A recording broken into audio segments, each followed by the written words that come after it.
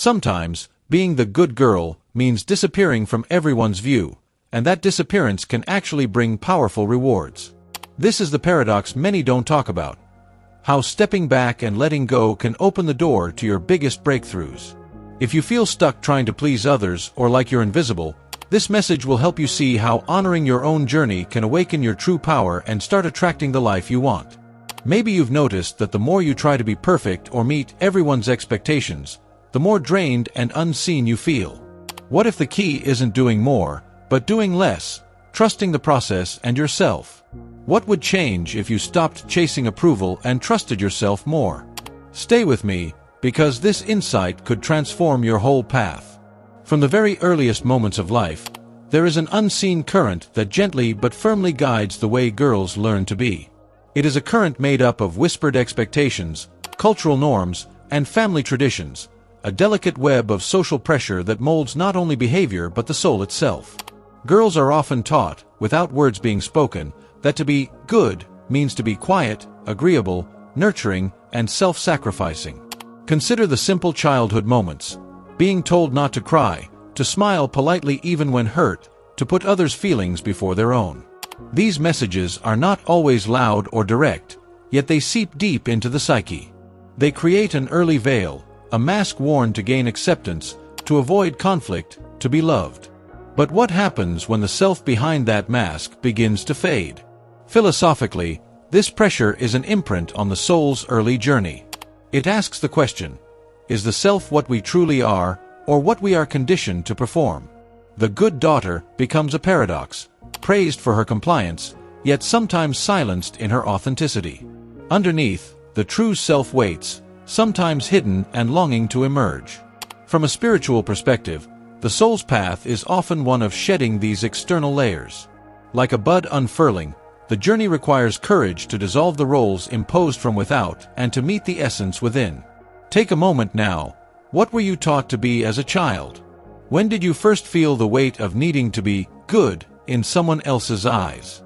How has that shaped the face you show to the world? In this quiet reflection, we begin to see the invisible threads that have woven themselves into our being. And with awareness comes the first breath of freedom. When a girl is taught from the beginning to prioritize others, to be pleasing, to suppress her own emotions for the sake of harmony, what grows inside her? Often, it is a quiet dissonance. A split between the self that lives for others and the self that longs to be seen, to be whole, to simply be. This division, though subtle at first, becomes a quiet ache that follows her into adulthood, manifesting as anxiety, perfectionism, burnout, or even numbness.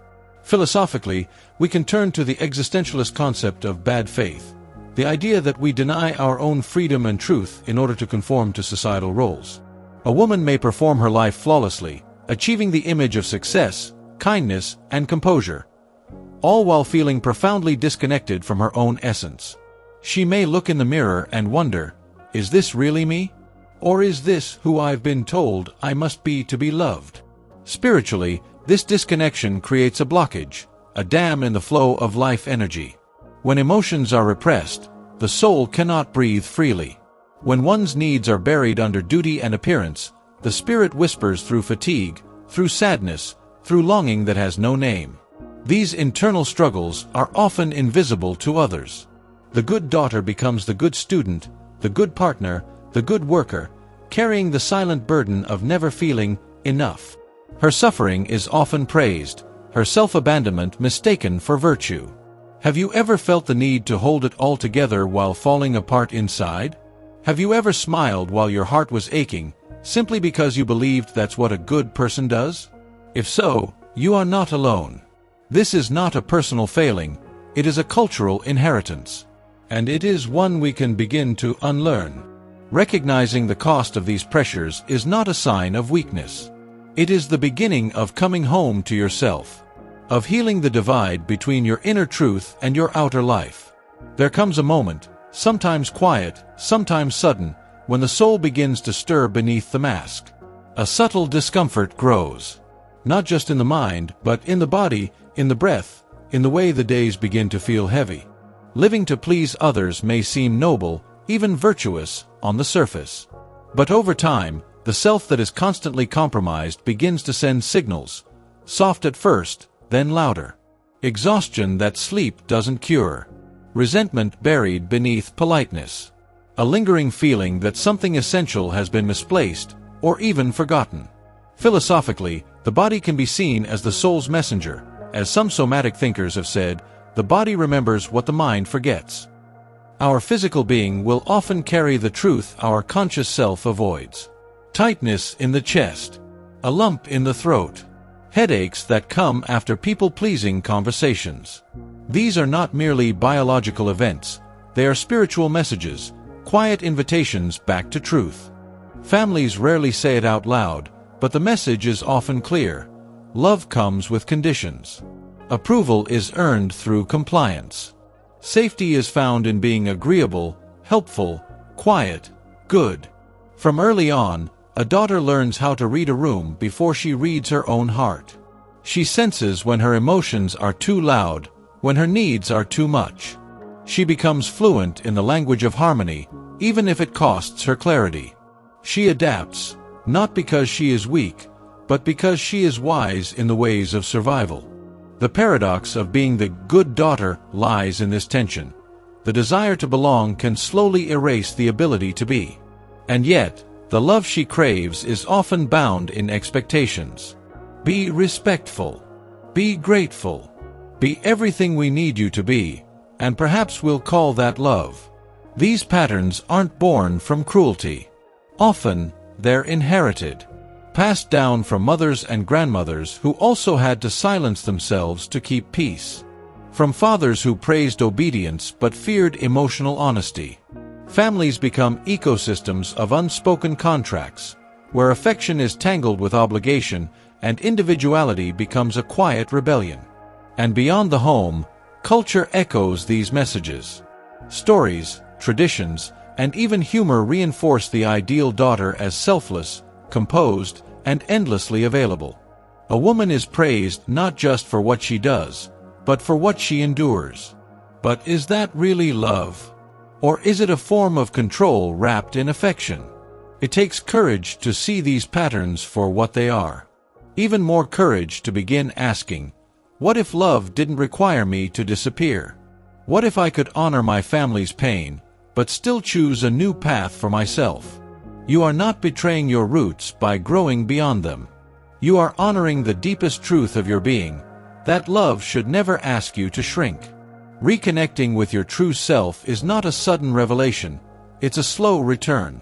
A coming home. It begins in small, sacred moments. Not with grand declarations, but with quiet questions whispered into your own heart. What do I feel right now? What do I truly need? Start there. One of the most powerful steps is learning to listen to yourself again.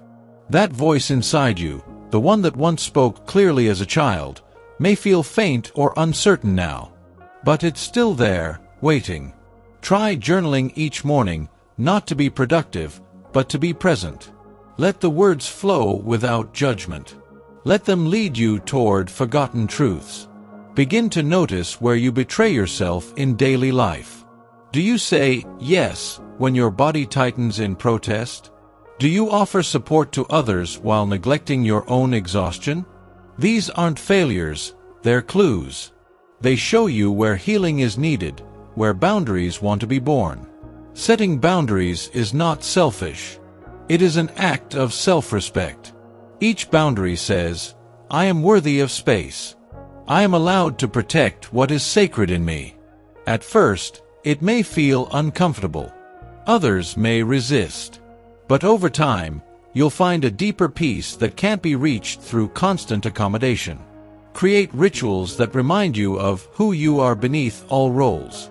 A walk in nature. Lighting a candle and breathing for 5 minutes without any purpose but stillness. Sitting with your emotions instead of running from them. These are not luxuries, they are acts of reclaiming. And above all, be gentle with yourself. You're not late. You didn't miss your chance. The journey of becoming who you truly are is never linear. There will be days of clarity and days of confusion. Allow them both. Remember, you are not a problem to fix. You are a mystery unfolding.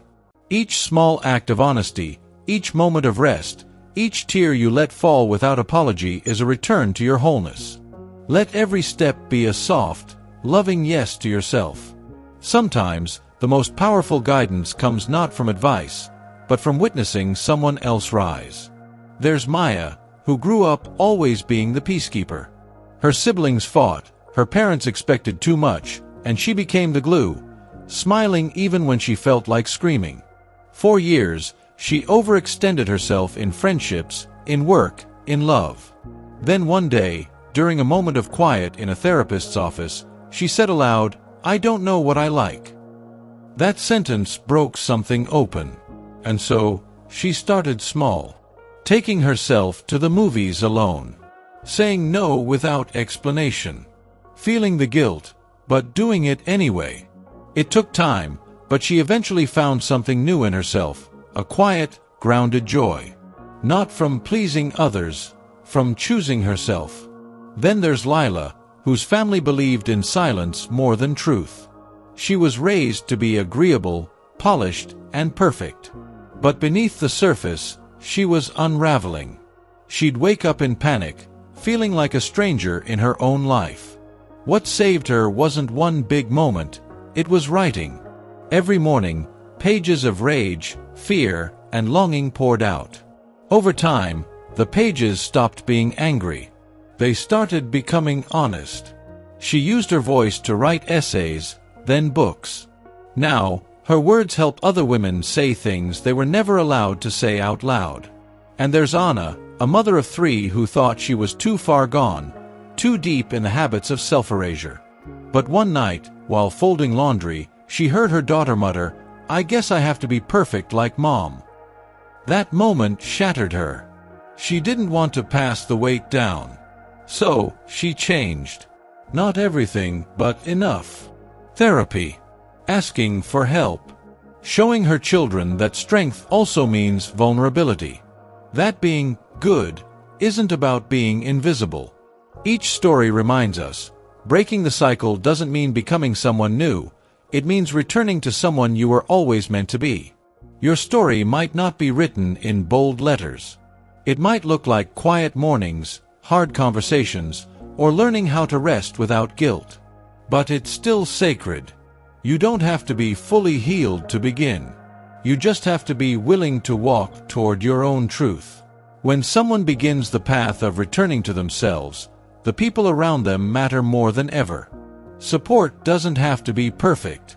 It just has to be honest, kind, and willing.